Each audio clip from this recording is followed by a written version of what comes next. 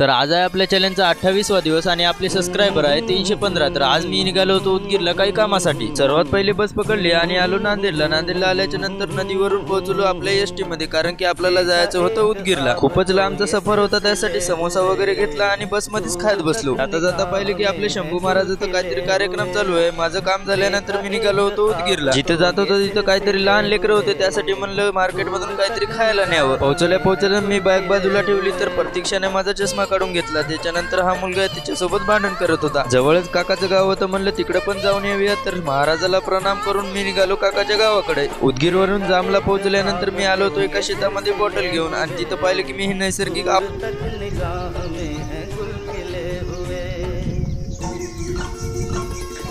सिटीमध्ये तुम्हाला असा मनमोहक आणि सुंदर आवाज कधीच ऐकायला भेटणार नाही, त्यासाठी म्हणलं चला ऐकून घेऊया। जामवरून आम्हाला वांजरवाड्यापर्यंत बस भेटली होती आणि तिथून ऑटो भेटला होता होकरण्यापर्यंत। पावसामुळे सर्व रस्ता खराब झाला होता, त्यामुळे इकडे काम चालू होते, त्यासाठी ऑटो शिवाय पर्याय नव्हता। हे माझ्या काकाचं घर आहे होकरण्याच्या। इथून आम्हाला लवकरात लवकर निघायचं होतं, कारण की घरी पण जायचं होतं। त्यासाठी कंधारचं तिकीट काढलं आणि निघालो आपल्या घराकडे। कंधारला पोहोचल्या आम्हाला नांदेडची बस भेटली होती, त्यासाठी नांदेडची बस पकडून निघालो होतो नांदेडला। नांदेडची बस पूर्ण रिकामी होती, त्यासाठी मी झोपूनच गेलो होतो नांदेडला। नांदेडवरून बाळापूरला जाताना एक नदी लागते, त्यात नदीचं पाणी पलीकडे होतं पूर्ण, तेच हिरवगाट पाणी आज अलीकडे आलं होतं। मी उदगीरला का गेलो होतो ते तुम्हाला पुढच्या व्हिडिओमध्ये बघण्यासाठी मिळेल, त्यासाठी लाईक आणि सबस्क्राईब करून घ्या।